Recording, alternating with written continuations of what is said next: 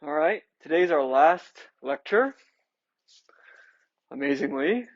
So today we'll just talk a little bit about something called sparsification. We won't do the hardest proofs in full. We'll still talk about the ideas and hopefully get some sense of what it means and also where randomization comes into play. So that's all the things we did this semester. You guys are probably more aware of than me.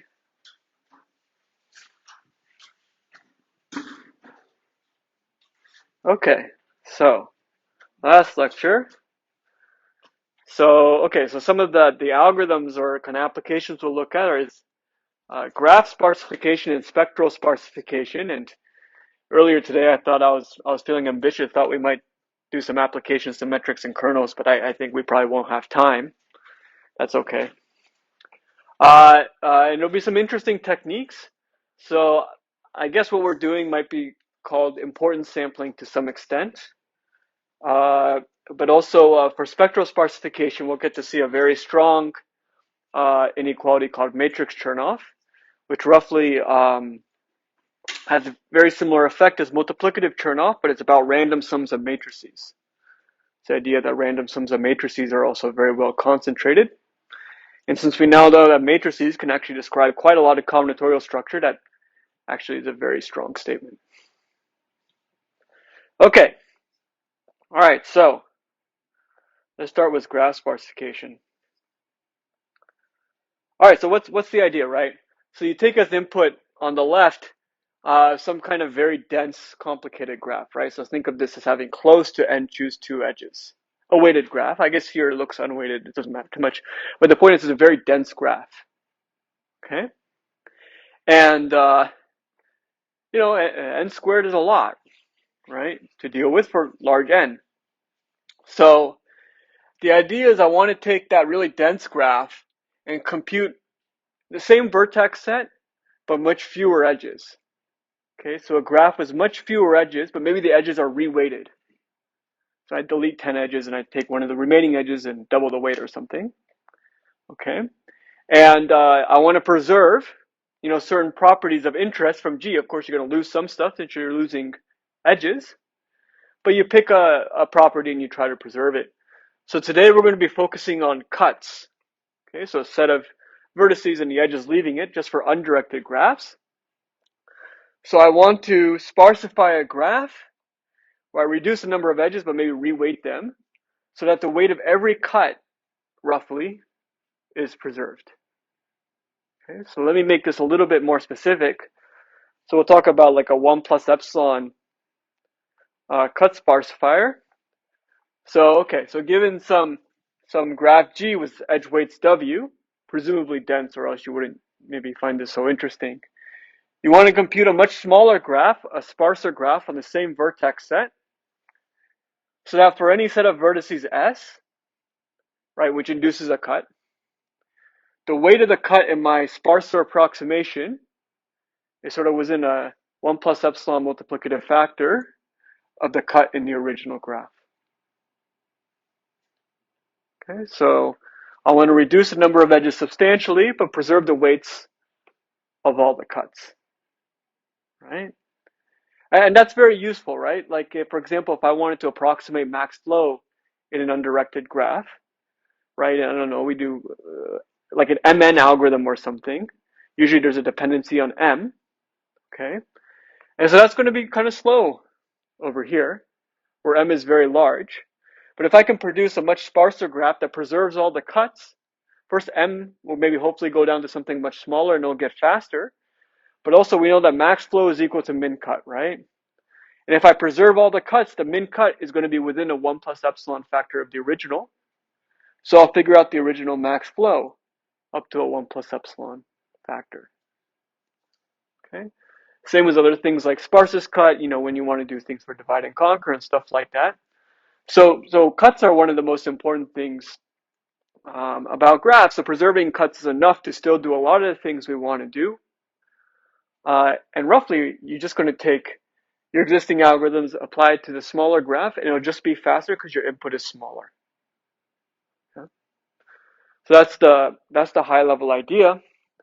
I think also historically this is important. This is like you can sparsify other things or try to preserve other properties, but this was one of the earlier ones.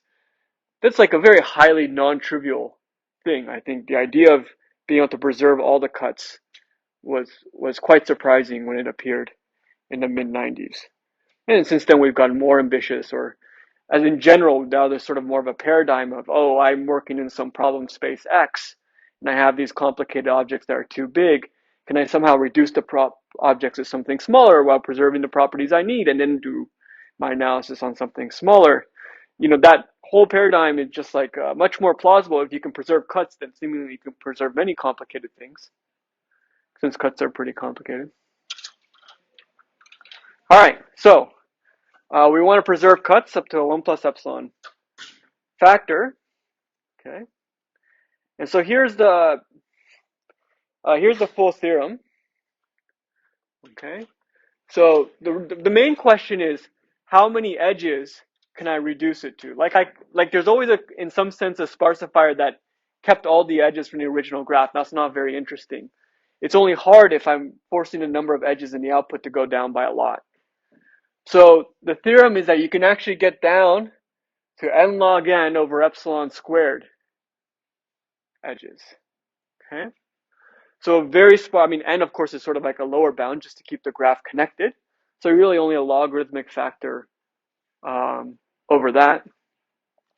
Not only that, but you can do it in nearly linear time, which makes it, reasonably practical, since the main, from just a running time speed up point of view, and you want to process a big graph, if this thing took like m squared time or something, you spend more time sparsifying it than whatever downstream thing you're worried about. So the fact that you could do it in nearly linear time makes this much more useful. Okay. All right, so that's the theorem. That's sort of amazing that it exists, just as a black box. I think that's kind of exciting. Now I won't be able to prove this whole thing in full, or at least it would take at least a whole lecture. And anyway, we're not going to prove it in full, but I'm going to prove something a little bit weaker.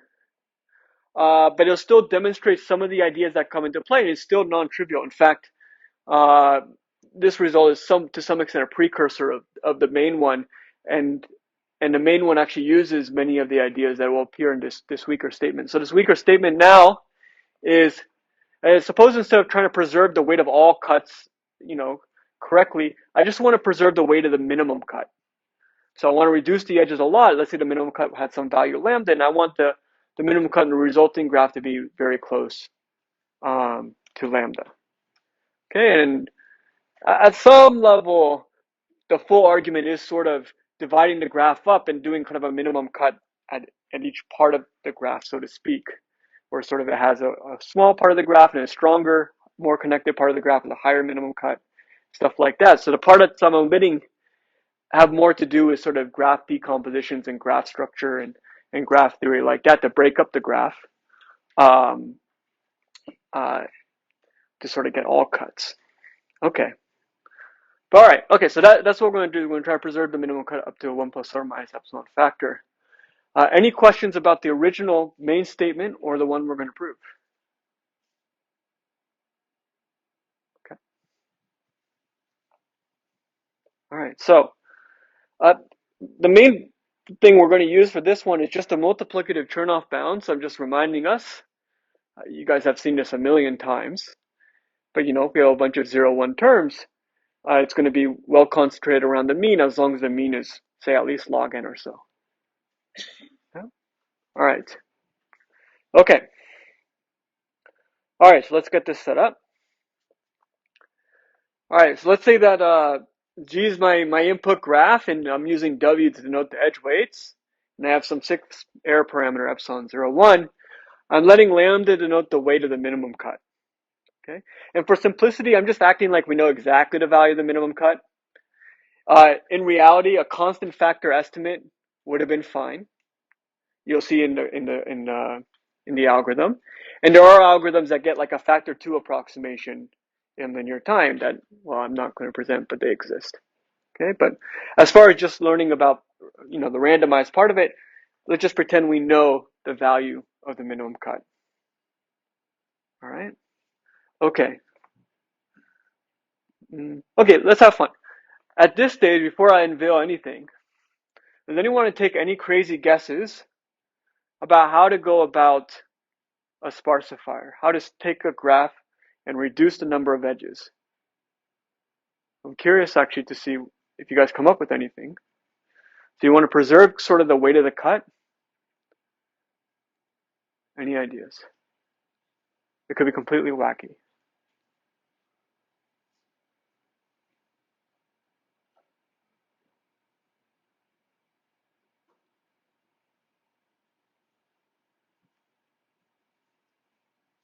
I won't proceed until I get one bad idea.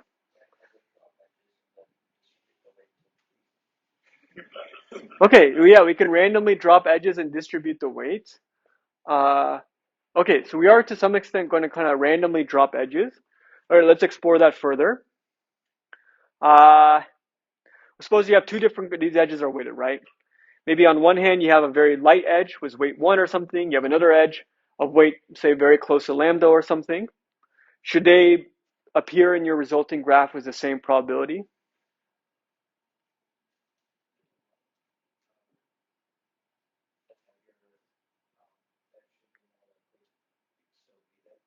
So certainly the heavier edge also represents more like variance, right? In the sense that whether or not it shows up is going to have a big impact and stuff like that. The one edge is sort of smaller, right? So that maybe that's something to take account for. Um, okay. Uh, okay, and here's another thing. Okay, another idea to flesh out. So maybe we're looking at a particular edge, and I have some probability p. I'm going to take, say, like 1/2. Probably 1/2 I take it. Probably 1/2 I don't. Now, just to keep the expected value the same, right? I could reweight the edge. In other words, it was probably 1/2 I don't take it. It kind of gets weight 0. It was probably 1/2 I do take it, but I give it a different weight, so that sort of an expectation. It's as if it were just there. So if my probability was 1/2 and I wanted to keep the expectation equal, what might I do to the weight when if I double it? So roughly whatever p is, and then when I do sample it, I make the probability 1 over p, then at least in expectation things are kind of working out. Okay. So those are some sort of some basic ideas. We are going to kind of randomly sample edges, and we're going to sort of also scale them up to some extent. Actually, it's going to be a little, well, we'll see. But we are going to be careful just to also maintain the expectation.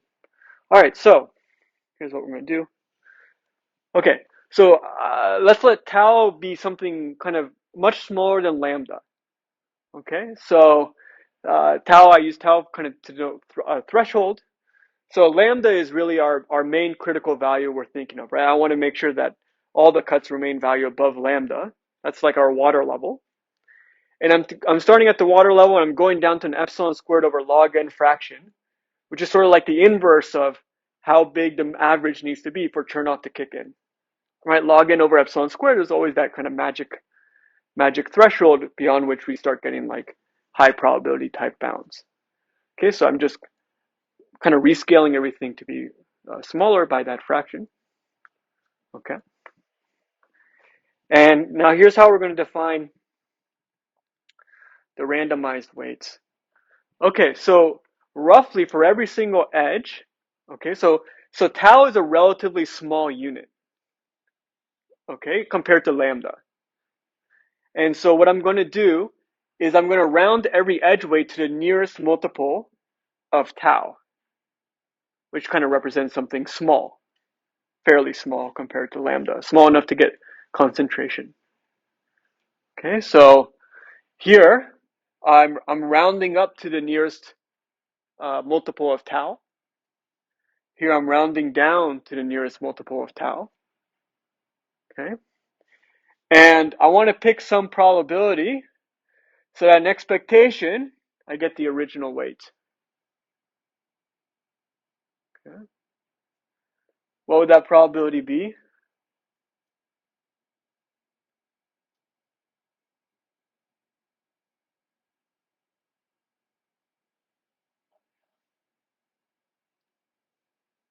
Not necessarily. It's going to depend on WE and tau.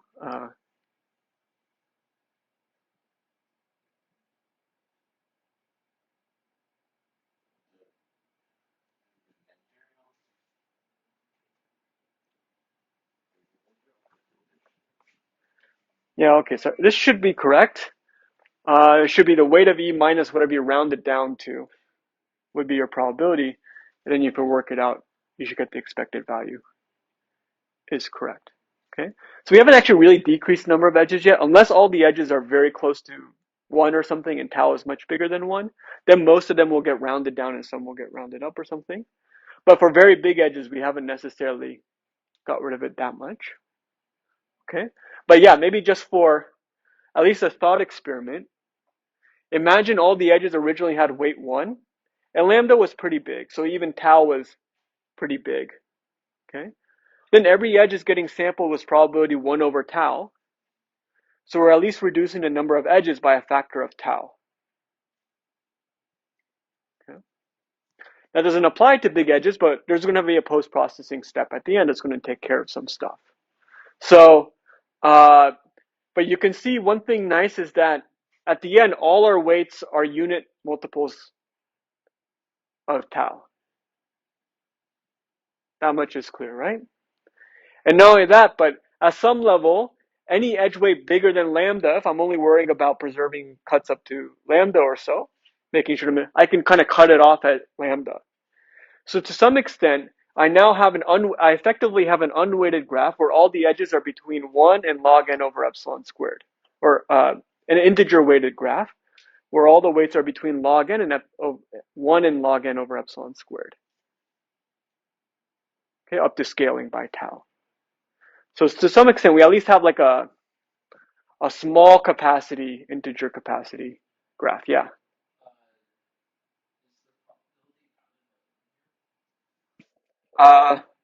Oh, am I missing that? I think that's what I should have had. Oh, this should be divided by tau. Yeah, okay, sorry. Okay, good. All right. I think that's correct. There should be a unique probability that makes sure that the expected value is correct. So whatever's the solution to that would go on the right-hand side. I didn't actually even think about it that much. I just was like, oh, it must be something clean. Okay.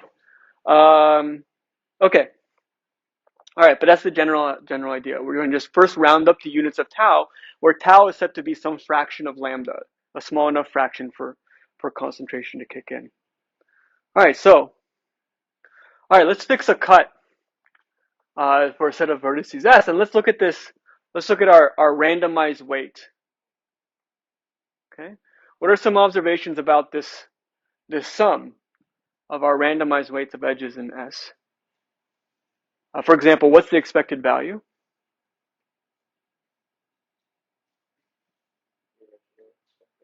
Yeah, it should be the weight of the original cut.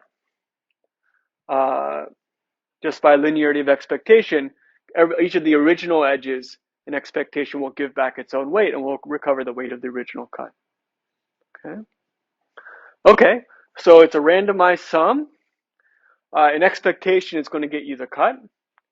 And at some level, well, okay, so each randomized weight has sort of a constant part, because it's going to round up and down, right? So it's going to have a fixed constant part that's not random at all. But then there's a random part that fluctuates, and it fluctuates by at most tau.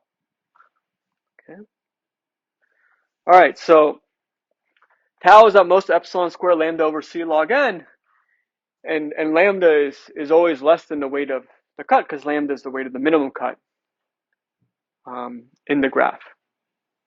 Okay, so if I wanted to argue that the weight of this cut, the randomized weight of this cut, just one cut, will be good, what might I use? We can use the Turnoff bound. Okay. All right, so the Turnoff bound, if I say, oh, what are the odds that I'm bigger than by a 1 plus epsilon factor?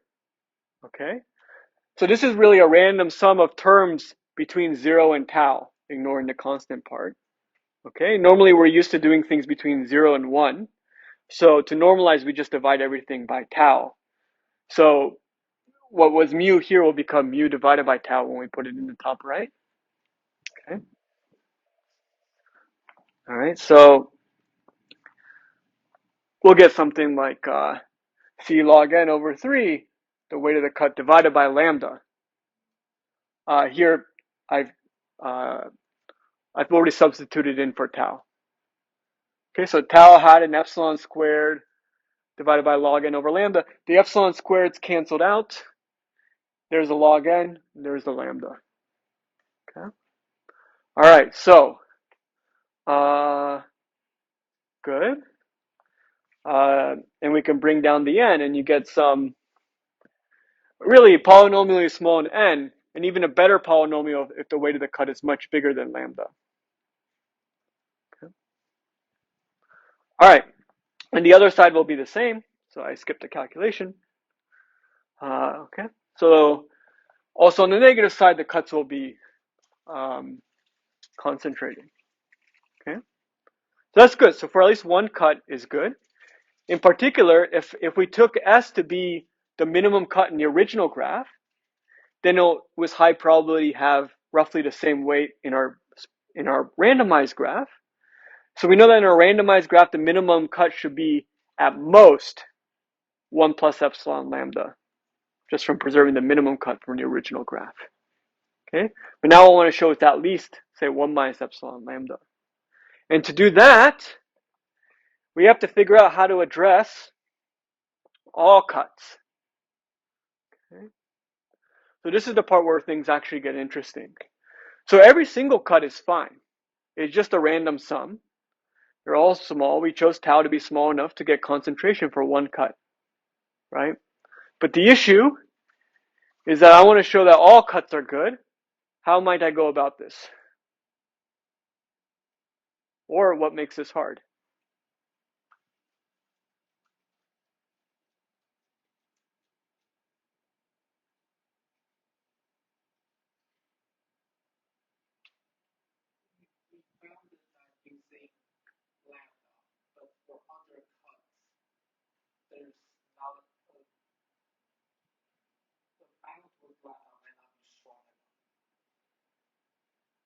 Okay, so lambda is always smaller than the weight of any cut. So at the very least, that fraction is like 1. And c we can make arbitrarily big. So you can get 1 over poly n. You can get high probability for any single cut. I don't know if that addresses your point. So the issue is there's exponentially many cuts. So you might have thought, oh, now we can take a union bound. But of course, there's 2 to the n cuts in the graph. So it's not that easy. And that's where things get fun. Okay, so the issue is you can't just take a union bound over all cuts in the graph because there's just too many. Okay. All right, does anyone have any ideas about how to subvert this issue? Actually, I might as well ask because once I give you the answer, you won't have another chance to ask yourself.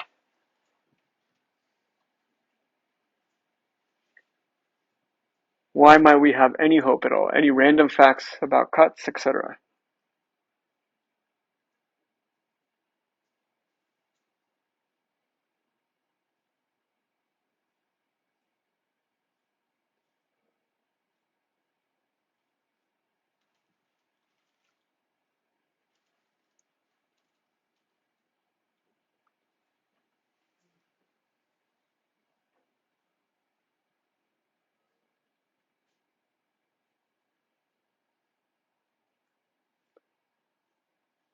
Well, let's look at, for example, the bound we have in the top right, right? So we have the weight of the cut divided by lambda, right? So when is that bound really, when does it get better and when does it get weaker?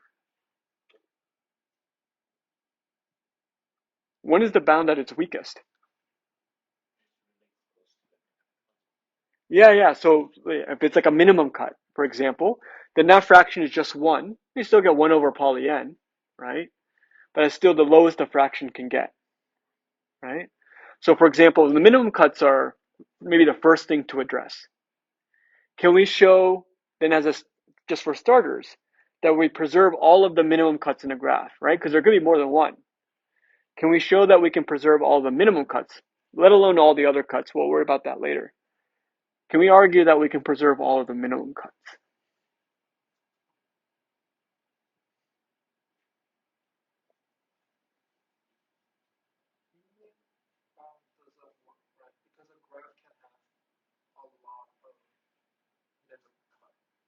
Yeah, how many minimum cuts can a graph have? All of them? 2 to the n?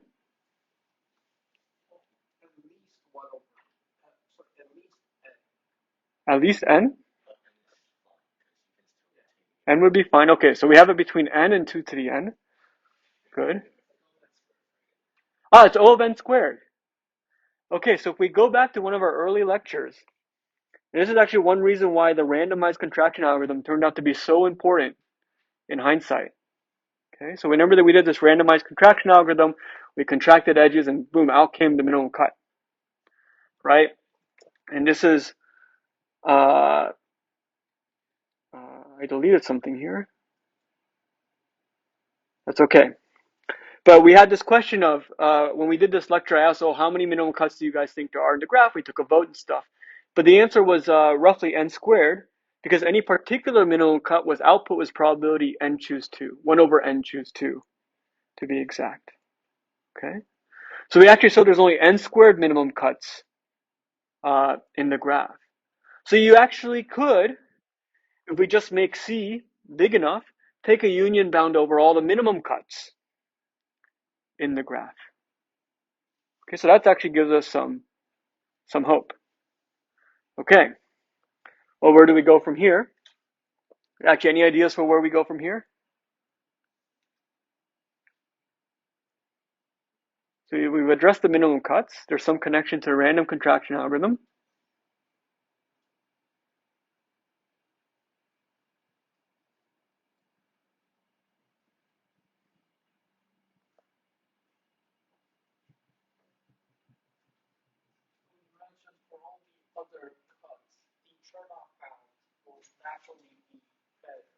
Yeah, Turnoff bound gets better when the cuts get bigger.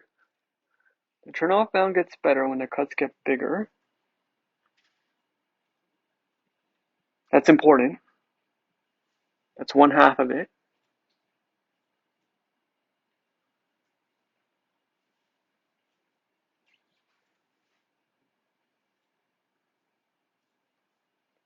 So if we think, for example, about 2 approximate minimum cuts, so cuts was weighed at most 2 times lambda. You know, in the original argument, we're saying, oh, the odds of, if I remember correctly, the odds of hitting the minimum cut, which has weight lambda, is like 1 over n or something when there's n vertices left. So the odds of hitting a 2 approximate minimum cut should be like 2 over n on a particular iteration, if n is the number of vertices that are left. So that's a little bit weaker than 1 over n, but you can imagine carrying most of the argument through and getting a slightly weaker bound at the end. Okay? So by roughly the same argument as before, okay, you can show that, oh, for any t, if I'm looking at the t approximate minimum cuts, oh, where are the, how many cuts are there with weight at most 10 times lambda? Okay? And you can take the same steps, except early on you say, oh, there's a 10 over n chance of hitting an edge in a particular iteration as opposed to 1 over n. Okay? And then roughly the calculations go through, but you kind of start at 10 in the numerator. And so the bounds get a little weaker. But you end up showing that there's at most n to the 2t, I think it's n choose 2t if I did my calculations correctly, t approximate minimum cuts for any t. Okay, so this argument about minimum cuts and counting them is robust and kind of, there's a natural sort of growth in the approximation factor.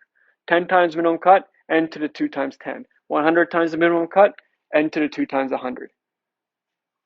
Okay. All right.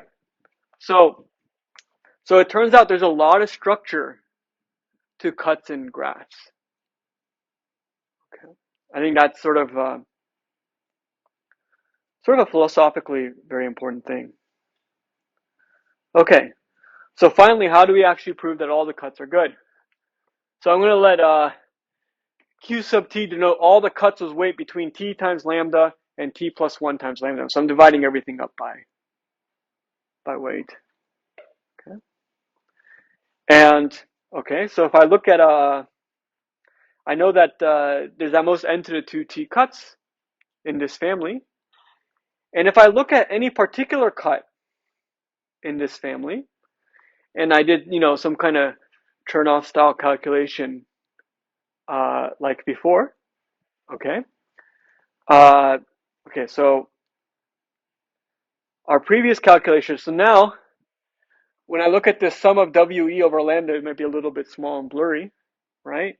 But this is now at least t, because everything is at least t times lambda in this family of cuts. Okay? Oh, maybe it should have been n to the 2t plus 1, but that doesn't matter. Okay. All right. So the point is, though, I get this exponential decay in t at the same time. C, again, is a constant I can make as big as I want. Right?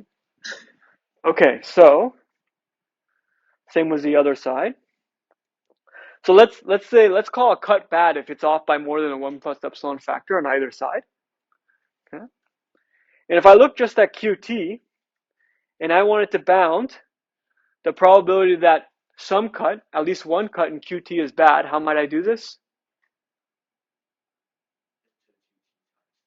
Yeah, because this is called the union bound. Okay, so union bound,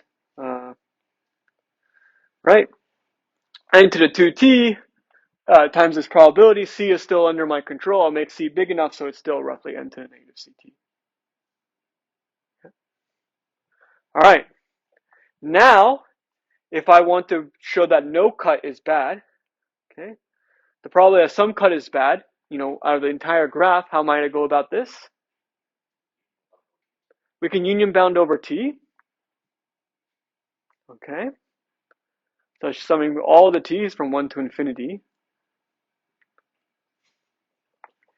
And n to the negative t, and I can put a constant, whatever constant I want here, is going to get me 1 over poly n.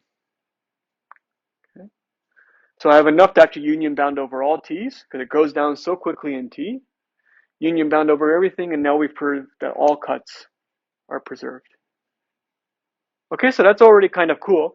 But that requires understanding something very deep about graphs, some structure about graphs that's not at all trivial. So that almost turns out to be the legacy of this random contraction algorithm, is it gave us this insight into graphs that was just extremely surprising. Okay, now, okay, great. Okay, so now okay. Okay, so we did some kind of random sampling, and we kind of chunked the edges into units of tau. And you can even assume now that the maximum weight is at most lambda or so, because anything bigger than lambda, you're going to truncate. So there's at most log n over epsilon squared times tau for any particular edge. Okay, so the edge weights are sort of modest and kind of discretized nicely, but we haven't necessarily argued that the number of edges have gone down. If all the edges had weight at least tau to begin with, then we won't get rid of any edges. Okay, so that's all we have to address at the end. We're still going to take advantage of the fact that everything's an integral multiple of tau. Okay, all right. I don't know how this is guessable except for some who might have taken my undergrad class last year or TA'd it. So I now want to sort of take, I have my edge weights nice and chunked.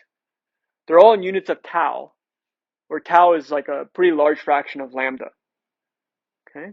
Now I want to produce a graph that maintains all cuts of weight up to lambda, which in the unweighted world is weight up to log n over epsilon squared, scaled down. Okay. And I want to produce like n log n over epsilon squared edges. So how can I kind of take an integer graph,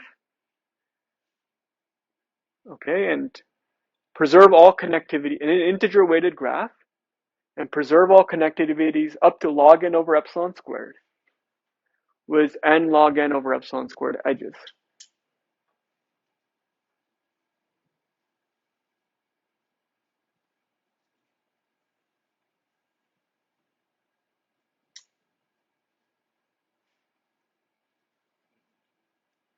It's not a randomized thing.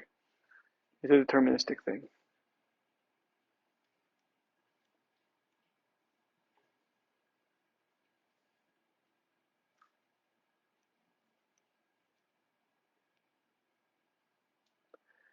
Let me give an easier version of the question. Suppose I had an integer graph, and I just wanted to maintain, instead of connectivity up to log n over epsilon squared, connectivity up to 1. So I want to produce a sparse subgraph so that if any two vertices had connectivity at least 1 before, they have connectivity 1 in the sparse graph. And if they have connectivity 0, they'll still have connectivity 0 because it's a subgraph. How do I preserve connectivity 1?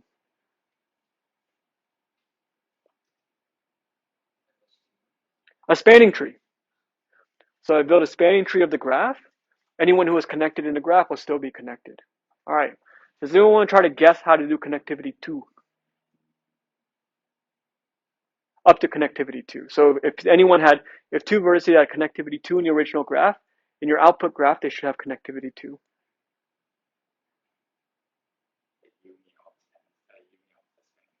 Yeah, you actually just do two spanning forests. One spanning forest, take it out of the graph, second spanning forest in the remaining graph, put them together, and you can show that preserves connectivity up to 2. Okay, so this is a famous thing by Nagamochi Ibaraki. So if you do it k times, okay, so you have k spanning forests, you'll preserve all connectivities up to k. So if two vertices had connectivity 5 or something, and k was bigger than 5, they'll have connectivity 5 in the resulting graph. If 5 is bigger than k, then in the resulting graph, they're guaranteed to have connectivity at least k. Okay. All right, so simple algorithm. You can do it slightly faster than peeling one spanning forest at a time. There's more clever ways to do this, but that's besides the point here. But if you just greedily pack k forests, then that'll work. Okay. So I guess here was an example that I drew from that undergraduate class. So in the middle, we have a graph with connectivity 2. In the middle top right, those two edges in the middle will split the graph in half. Okay. And I built one spanning forest here. And out of the remaining edges, I built another spanning forest. And then here is, I guess, the last two remaining edges. And yeah. And if I take the union of the first two forests down here, I still have a graph with minimum cut 2 as predicted. Okay. All right, so you can do this greedy packing of forest to maintain certain connectivities. Okay. I won't prove it, but there's some notes from my old classes. It's a nice kind of Flowcut spanning tree exercise. Okay, so all right, so now I present to you the facts. I want to reduce the number of edges. You know that a greedy packing of k spanning forest will preserve all connectivities up to k for any k you want. My high level goal again is, starting from there, I ultimately want to get just n log n over epsilon squared edges, preserving the minimum cut. So what is the solution?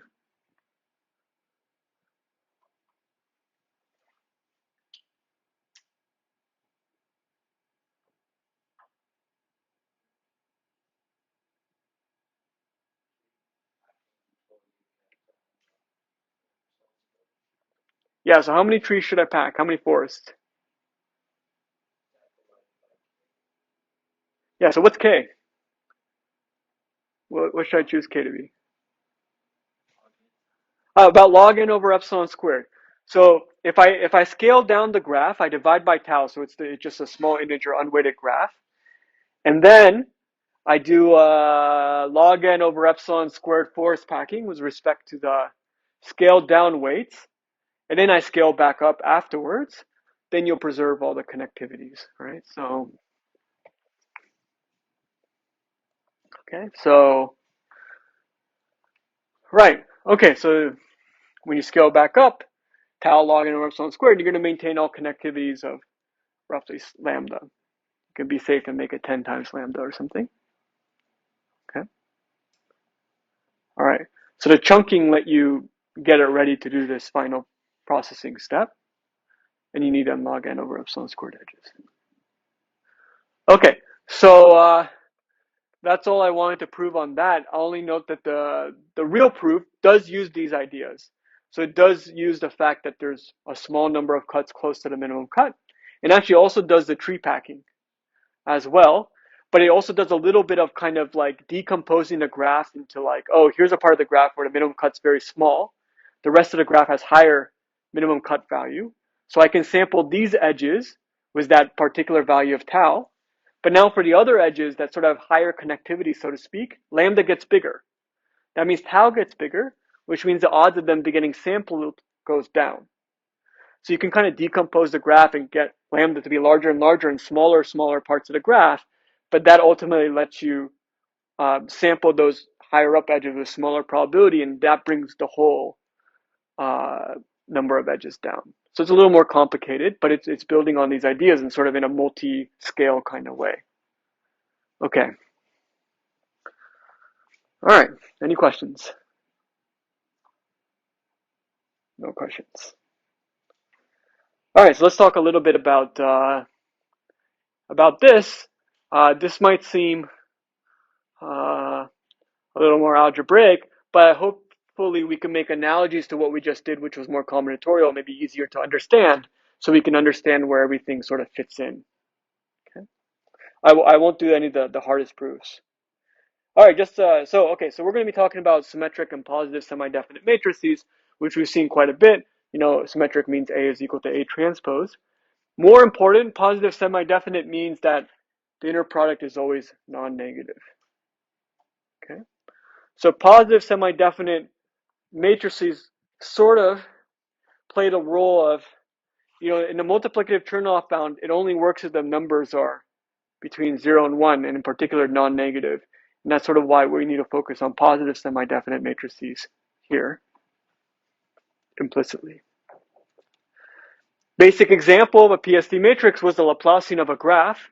You know, each edge by itself was a positive semi-definite matrix that took the potentials of the endpoints and just xu minus xv squared. Okay, so ultimately all the statements we're about to make about positive semi-definite matrices has an important graph theoretic interpretation, because the main application, at least in my eyes, is ultimately to the Laplacian. All right, so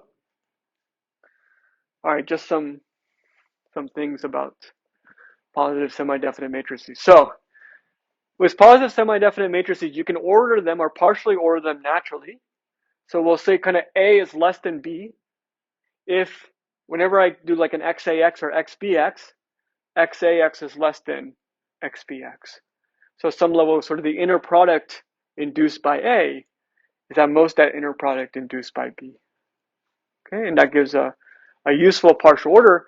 You know, if you remember, things like eigenvalues and eigenvectors come down to this XAX kind of thing, right? So when you say that one has the XAXs are bigger than the other XAXs, then the eigenvalues are also going to be bigger and stuff like that. So basically all the structure follows in terms of one being bigger than the other. Okay. And we'll say that one is sort of an approximation of the other. I guess here we're just doing close approximations, 1 plus or minus epsilon. If those inner products are very close, that should be an A.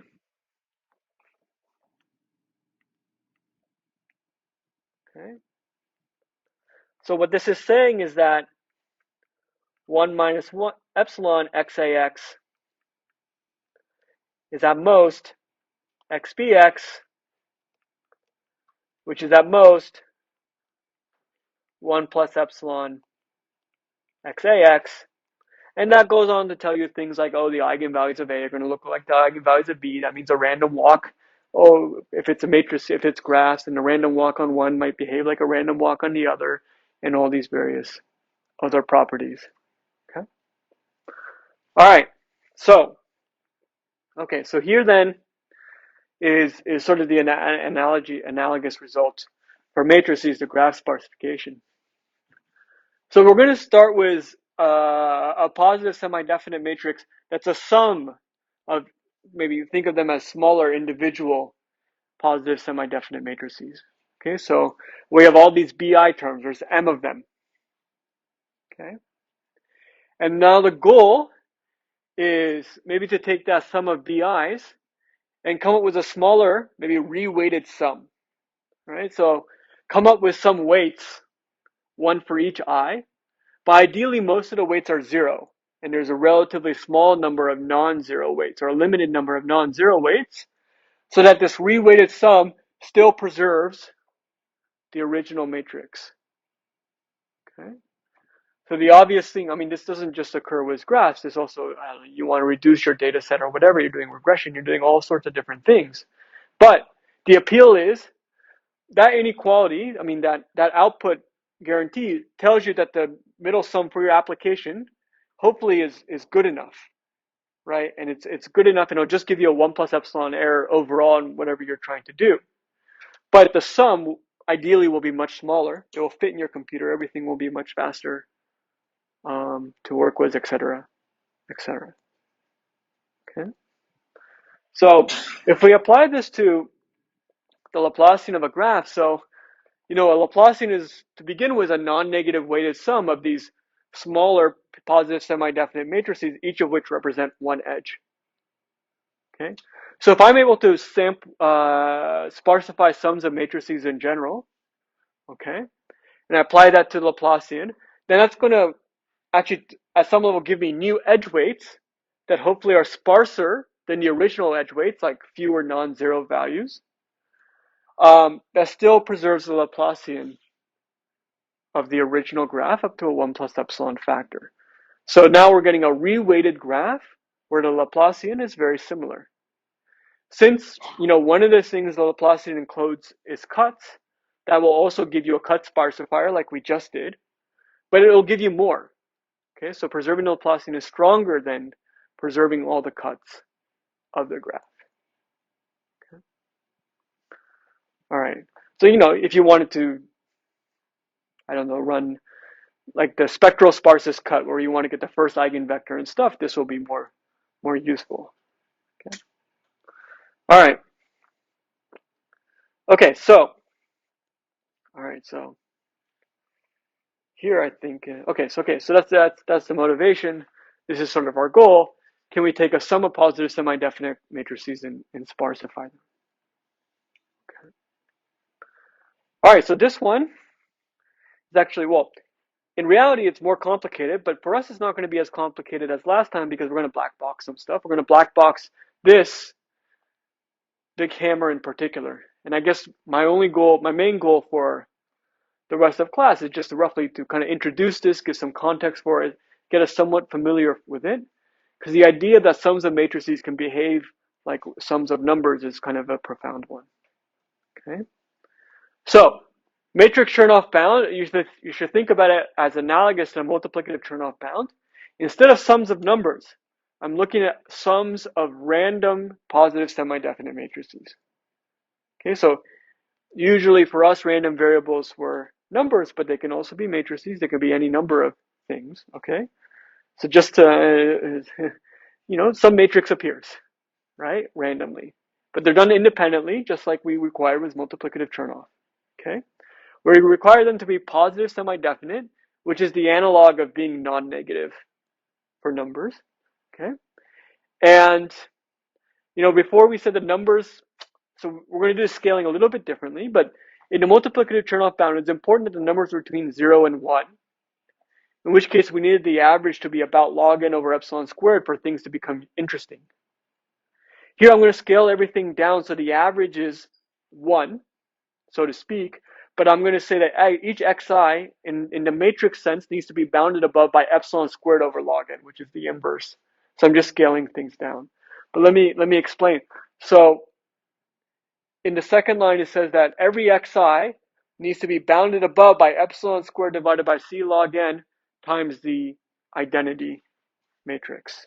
Okay, so what that's really saying is that for all vectors u,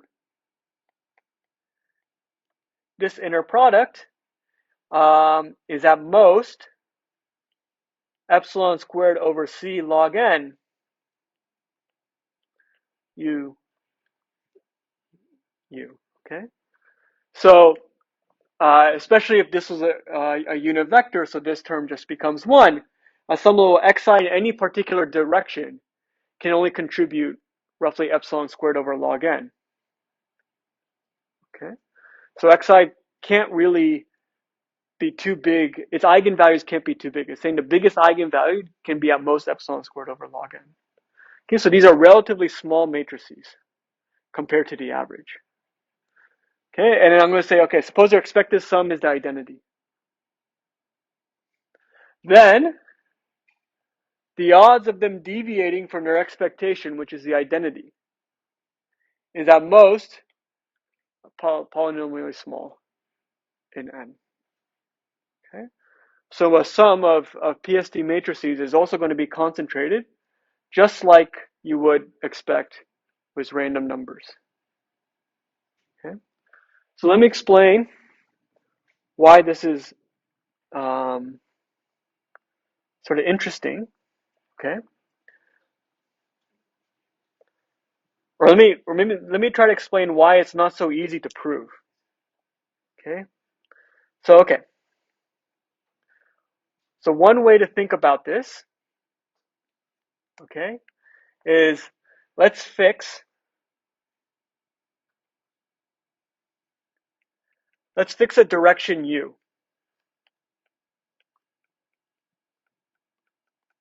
Okay, then the assumptions of the matrix Turnoff is telling you that for all I, 0 is less than equal to u xi u, which is less than equal to epsilon squared over c log n. Okay. Okay. Okay. All right. So for example, I can think of a random sum y1 plus ym, where each yi is equal to u xi u. Okay. The other assumption is that the expected value of the sum of yi's is equal to uu, which is equal to 1. That's how I interpret this. So an expectation is going to look like the identity, and uu is the same as uiu. Okay. So the hypothesis of matrix Turnoff is saying if I look at any particular direction u, okay, then those sums u xi u actually fit the usual hypothesis of the multiplicative Turnoff bound. Okay, so multiplicative Turnoff tells us that, you know, the probability that the sum of uxi's, for example, being bigger than 1 plus epsilon, or yeah, just 1 plus epsilon, which is the expectation, is at most something like, you know, e to the negative epsilon squared mu over 3 or something, right? That's what the regular Turnoff bound would tell us applied to these terms u, xi, u. Okay, so in other words, for any single direction, we already kind of knew that the sum of positive semi-definite matrices was well concentrated.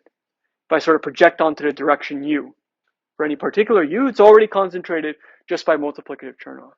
Okay. What matrix Turnoff is saying is that you can get all directions u simultaneously, which is obviously infinitely many, without losing. Well, you really lose one factor of n, but that kind of gets drowned out in the high probability. So at some level, you're kind of getting a free union bound over all the directions. Okay, so you get this to hold for all u all the time. Okay, it's sort of very similar to the way that, oh, before one cut was well concentrated, but you needed to know something about graphs to understand that all cuts are concentrated. Okay, so to actually prove this thing, we would do like a whole course on positive semi-definite matrices and understanding, you know, certain concavity properties. Yeah. Is this the only what? Is this hold for other classes?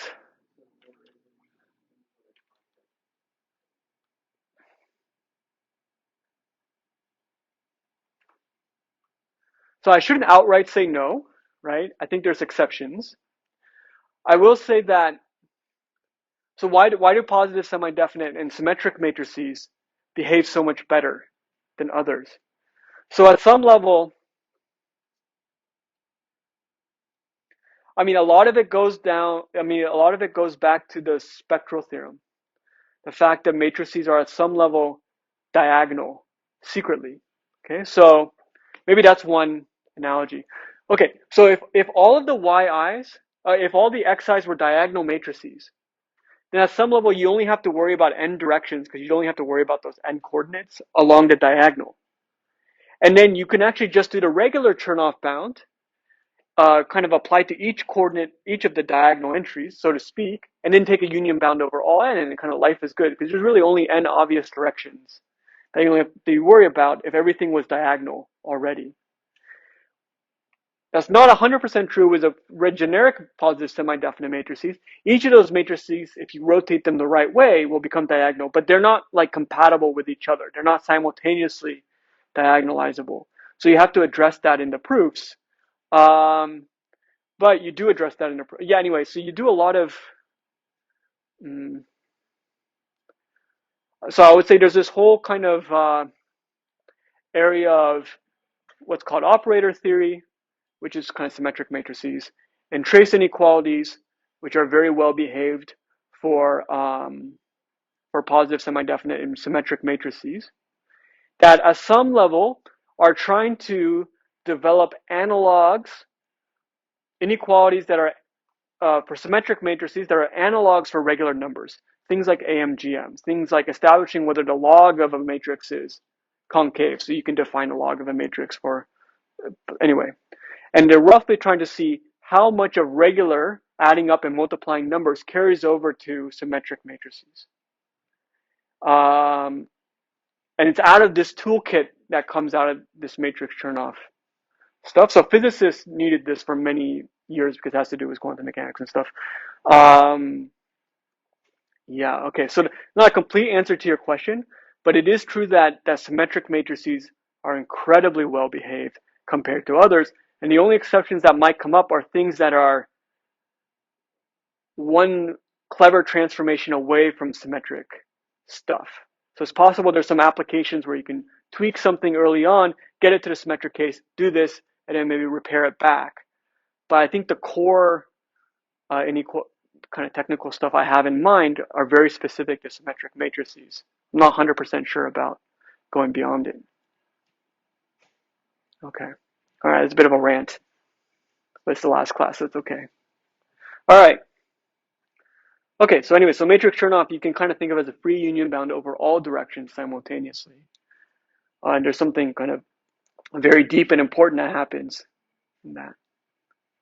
Okay, but I just want to focus, just let us get our feet wet and try to use the matrix Turnoff to try to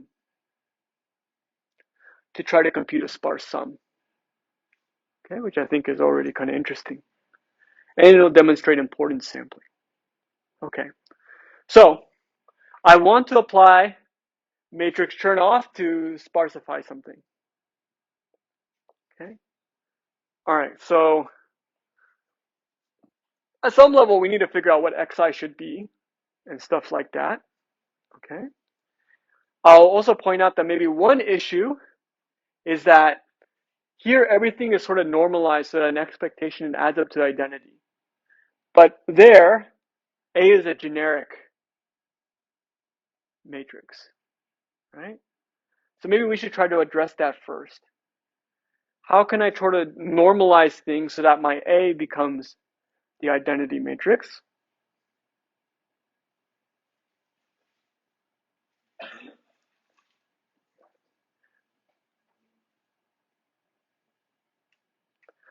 Suppose, to make things simple, I told you that A was actually positive definite, like A was also invertible and stuff like that. At some level, we can just ignore the vector space that A is, or is or kind of sending to 0 and live in the co-kernel. So we can restrict ourselves to the subspace where A is invertible and just assume A is invertible from now on. That means all its eigenvalues are strictly bigger than 0. And it's diagonalizable and blah, blah, blah.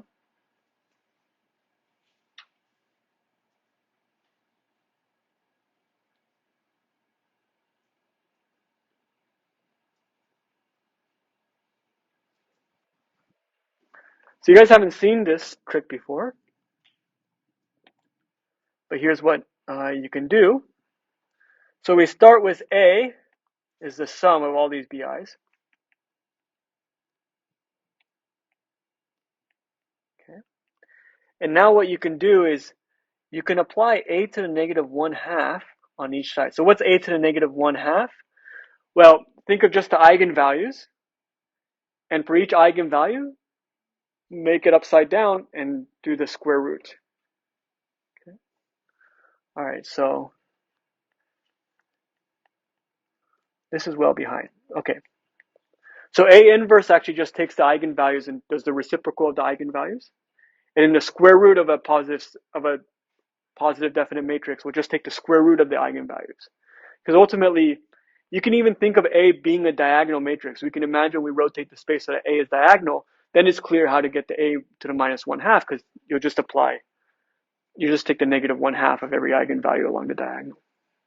Okay, but that will give you B or I is equal to the sum. I guess I'll call it CI, where CI is A to the minus 1/2, B A to the minus 1/2, BI A to the minus 1/2. Okay, it's still a symmetric matrix. Okay, so that's just a simple thing, but it roughly lets you assume that we're working in the case where A is the identity matrix, and you have a sum of small PSD matrices. Okay. All right, so now we're in this normalized case where I want to get a sparse subset of the CIs, sparse reweighted subset of the CIs. And we have this matrix Turnoff on the right-hand side as really the only thing we're going to use.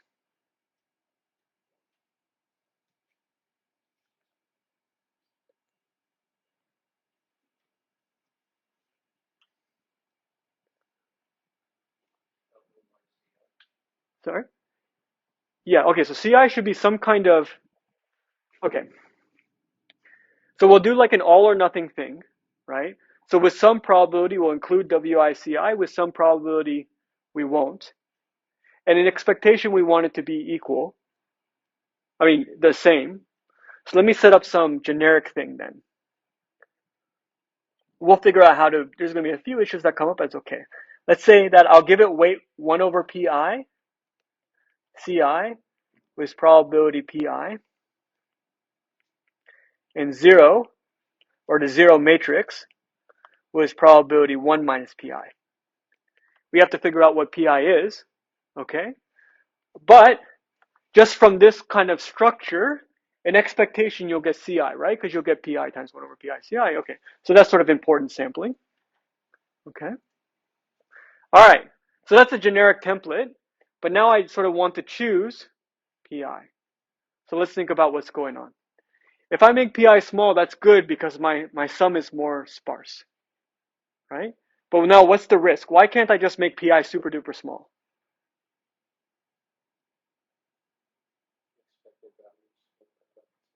The expected value will never change because pi and 1 over pi will cancel. So it's not exactly the expected value, but something will go out of control. Why can't I make pi arbitrarily small and apply the matrix Turnoff bound eventually?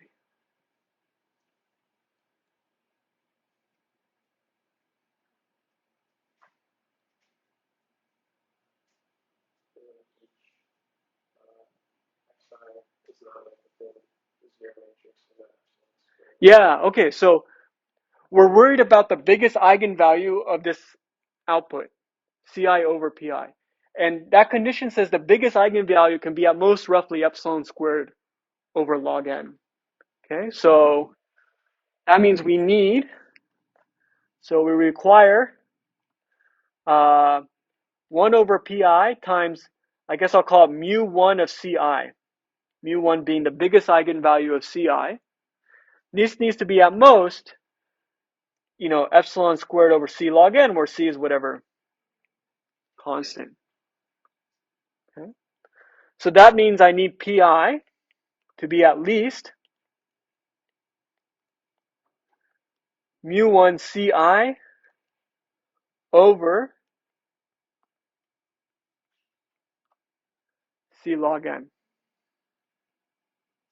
Okay. All right. So, okay, and I might as well make it as small as possible, subject to this. Okay. So a bigger probability is actually a more conservative sampling because that's sort of less variance, right? It's more stable when the probabilities are higher. But I want to make it sort of as small as possible, subject to still being able to maintain enough concentration to bound things. Okay. So ultimately, pi is going to be equal to, we have to be a little bit careful because if this is bigger than 1, then we should just deterministically take it. So if ci already had a really big eigenvalue, then we just have to take it, and there's nothing we can do. It's sort of a really big matrix, but we'll hopefully be able to show there's only so many of those possible. Okay. Min 1 mu1 ci over c log n. Okay. All right. So this way, either we always just output ci as deterministic, in which case that's actually better from the matrix Turnoff point of view, or this biggest eigenvalue will be at most epsilon squared over c log n, and I've made pi as big as possible subject to this requirement. Okay, so if we define xi like this and we use those pi's to sample it, you'll get the concentration you want, and you will approximate the original sum. That means if you had applied this to the edges of a graph, you will get a cut sparsifier and a spectral sparsifier, the Laplacian. Okay, so as far as the correctness goes, the accuracy, we're done. Because we just apply matrix Turnoff, we follow the rules. And I guess the main takeaway is we just make P as aggressively small as possible, subject to still being able to use the Turnoff bound. That's sort of the idea behind importance sampling. Okay, so sparsifying, we're just pushing the sampling and sparsifying as much as possible, subject to still being able to say, oh, the output's well behaved. Okay. Now we want to argue, though, that the sum will be sparse. Okay. All right. So how many? Let's calculate the expected number of, I guess, expected number of non-zeros, so to speak. Okay. How many terms will end up in my sum? All right. So what is? Let's start small. How would I first write out the expected number of non-zeros in terms of what we have?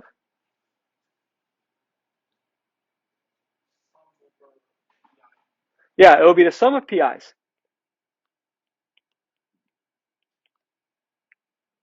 Okay. All right.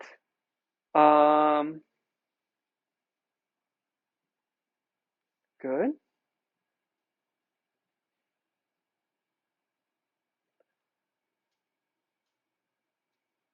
Oh, can I just say one thing? I did get something backwards here, didn't I? Okay, so this should be log n. Tell me if I'm doing this wrong. Over epsilon squared. Did I get that backwards before? C mu1 ci log n over epsilon squared. Okay, so let me also fix this. Okay, so this should be C mu1 ci log n over epsilon squared. Okay, good. Sorry, I just didn't flip things upside down. Okay. All right, so I have the sum of pi's, and okay, that's equal to the min of 1 in something, but we just want an upper bound, so let's get rid of the min of 1. And let me put some other terms on the outside. Okay, so all of them are going to have this c log n over epsilon squared term. Okay, and now what's left is I'm summing up the biggest eigenvalue of each Ci. Okay. All right, so you might guess that this is okay, where some log n terms going to come, so we don't have to worry too much about that. Now I want to bound the sum of the top eigenvalue of the Ci's.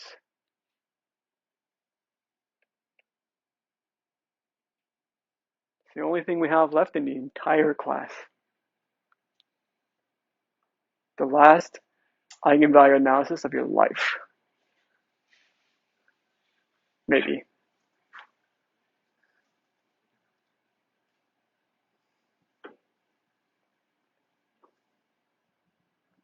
But this is a very nice problem. Okay, so yeah, so it's kind of weird because I'm summing the maximum eigenvalue of the Ci's. Suppose you're not actually able to do this, but something easier is if the sum was inside the parentheses. What is the maximum value of the sum of Ci's? What is the sum of Ci's?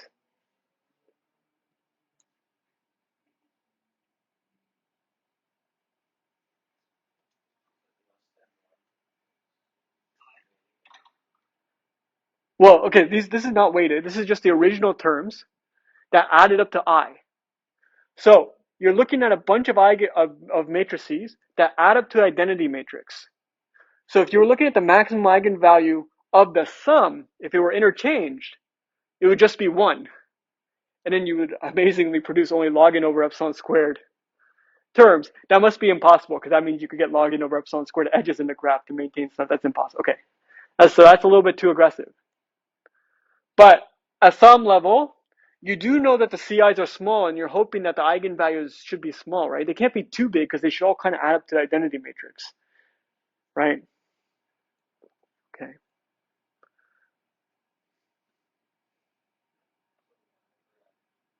one over n, huh?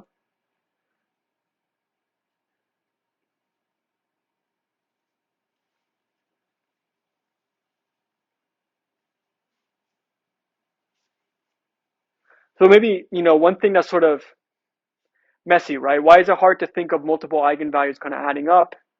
Is that the eigenvalue for one matrix is for one particular direction, the eigenvalue for another matrix for another particular direction, and you want to know, oh, what's the biggest eigenvalue or something. If there's some, it doesn't make sense because it's just different directions, right?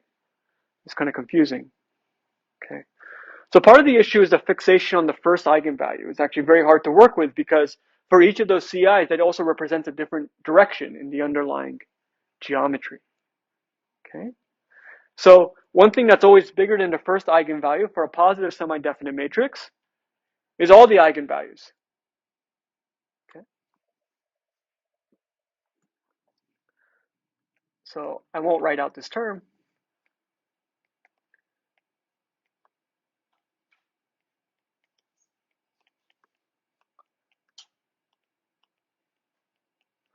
Okay. Fine, that's all the eigenvalues. Now, you guys may or may not know this. It's come up before. But what's actually, if I gave you a matrix and I said, give me the sum of the eigenvalues, do you know the easiest way to compute this?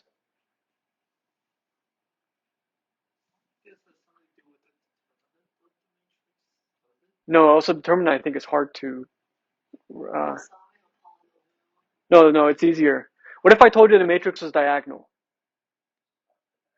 You'd add the diagonal. Okay.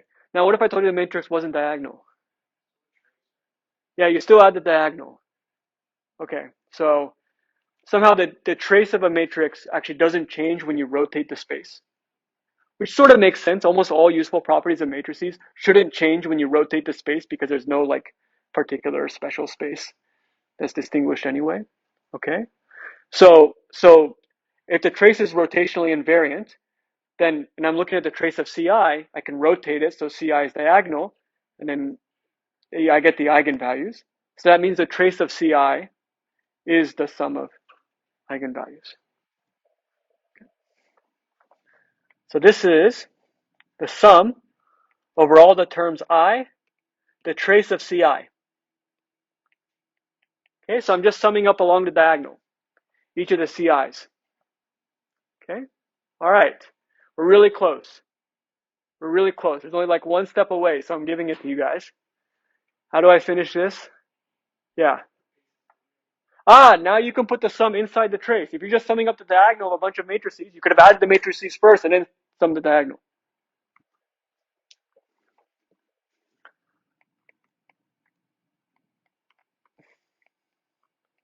So you can interchange with the trace, but you can't interchange with the maximum eigenvalue. Okay, this is the kind of game you play in this area. Some things work, some things don't. The trace is really well behaved. Like the trace comes up a lot in this area, particularly for exactly this reason, the fact that it's linear. All right, and what is the sum of CIs? That was the identity. And what is the trace of the identity? And it's an n by n. We're an n-dimensional space. So I bring back those terms I've been omitting, and you'll get n log n over epsilon squared. Okay? And you can see we gave up a whole factor of n to some extent because the first eigenvalues of these CIs are not at all aligned, right? So the fact that there's sort of n dimensions out there is sort of one reason why n comes into play, so to speak. Okay? All right, so that is that's that, but that at least hopefully is a nice example, at least of just using the matrix Chernoff ones, seeing why it's useful. You know, if we apply this to a graph, this is a different way to get n log n over epsilon squared edges. You do have to be able to invert the Laplacian of a graph. Here we just inverted it on paper and we didn't care about the algorithm. Fortunately, you can solve a Laplacian system in linear time. That's like one of the more exciting results in the last 20 years. So you can actually do that first inverse step, so to speak, that we kind of took for granted. Okay, so that's your second proof. I'll only point out that by much more intense techniques, actually kind of related to our discrepancy lecture, but still much more intense, you can actually get rid of the log n factor that has to do with what's called the Cadison-Singer problem and all these things. So that's maybe 10 years old or 15 years old, and that was like a major breakthrough to get rid of the log n factor. That also applies to graphs. Okay. All right, then that's it. That was the last lecture, so see you guys Thursday, I think, at 8 a.m. All right. I don't choose these.